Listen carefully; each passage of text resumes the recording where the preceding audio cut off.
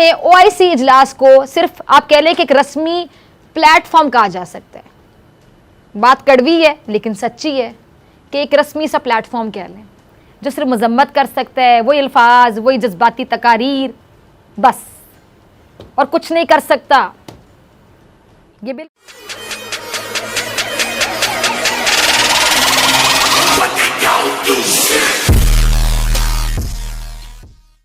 پوری امت مسلمہ ایک ہو جائے, ایک سلطنت عثمانیہ کی بنیاد ڈالنے میں آپ کو پتہ ہے کہ ترکوں نے بہادری اور کہہ لیں کہ شجاعت کی وہ مثالیں رقم کی ہیں کہ جن کی مثال آج تک نہیں ملتی.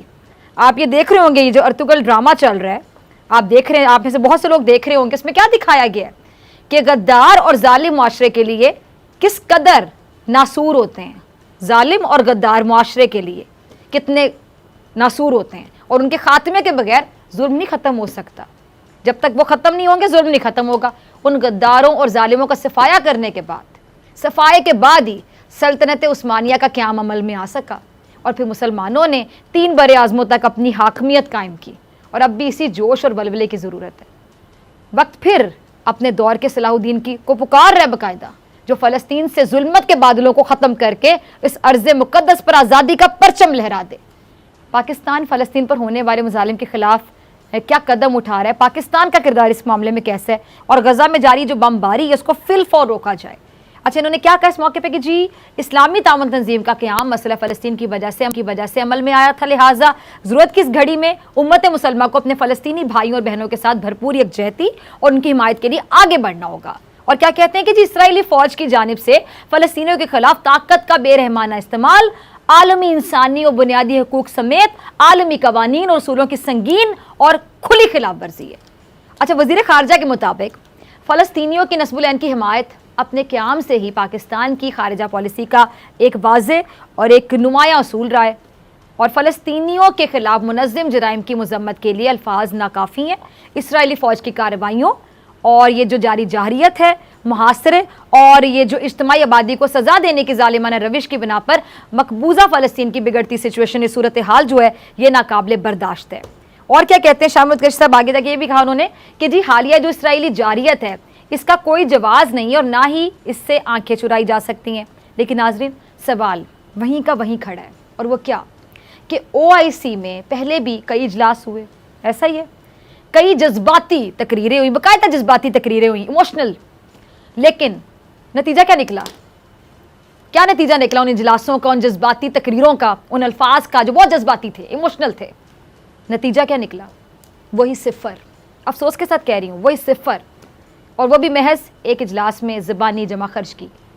لیکن OIC میں شامل بعض ممبر ممالک کے کہہ لیں کہ اپنے ذاتی مفاد ہیں, اور جو بعض مسلم ممالک ہیں انہوں نے تو اسرائیل کو تسلیم کر لیا.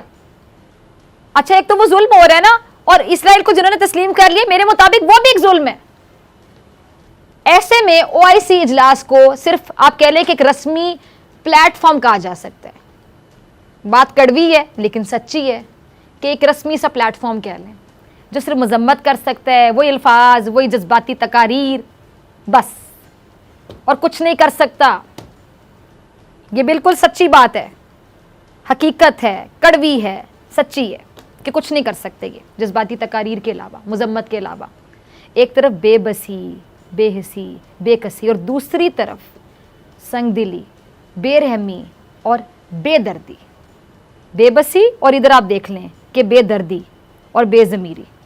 شرم کا مقام ہے کہ 57 اسلامی ریاستیں ہیں, ان کی 80 لاکھ کے قریب افواج, جدید ترین اسلحہ, ایٹمی ہتھیار, لیکن سب کے سب بیکار, فارغ, اور فلسطینی ظلم کا شکار اسلامی ملکوں کے حکمران ستو پی کر سو رہے ہیں.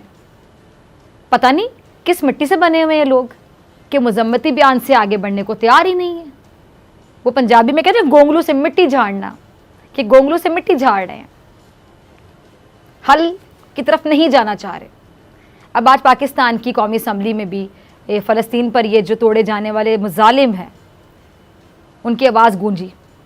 پاکستان, ترکی, سوڈان اور فلسطین نے مل کر اقوام متحدہ معاملہ اٹھانے کی ٹھانی ہے, اور شاہ محمود قریشی صاحب ترکی جا کر ان ممالک کے ساتھ حکمت عملی طے کریں گے, اسٹریٹجی طے کریں گے. پھر جو پاک ترکی وزراء خارجہ ہیں ان کی جلد امریکہ روانگی کا امکان بھی ہے, اور پاکستان فلسطین کے لیے یقینی طور پہ ہاتھ پاؤں مار رہا ہے۔ اب جو 20 مئی کو اقوام متحدہ کے جنرل اسمبلی کا جو اجلاس ہوگا، اس میں الجیریا، نائجیریا کی جو درخواست ہے اس پر اجلاس بلایا گیا ہے، اور وہاں پہ فلسطین کے جو مظلوم لوگ ہیں ان کے حق میں آواز اٹھائی جائے گی۔ اور اقوام متحدہ جو کہ انسانی حقوق کا کیا علمبردار بنا پھرتا ہے، حقیقت کیا ہے؟ یہ ادارہ بڑی طاقتوں کا غلام ثابت ہوا۔ دنیا میں انسانی حقوق کے چیمپئن بننے والے امریکہ نے تو اپنا مکروہ چہرہ دکھا دیا، چھپا ہی نہ سکے اب چہرہ اپنا، اور اس کی وجہ سے فلسطین پر اقوام متحدہ کا اجلاس بھی بے نتیجہ ہو گیا۔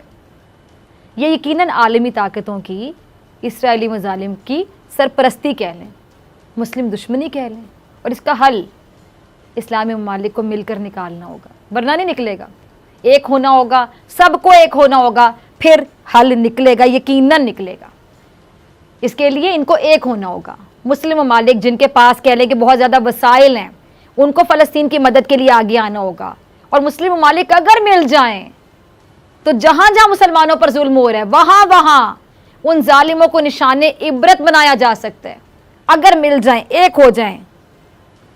یہ کمزوری دکھانے کا وقت نہیں ہے۔ اگر ہم کمزوری دکھائیں گے نا تو نہ ہمیں پاکستانی قوم معاف کرے گی، فلسطین کے مظلوم عوام بھی قیامت کے دن گریبان پکڑیں گے ہمارا۔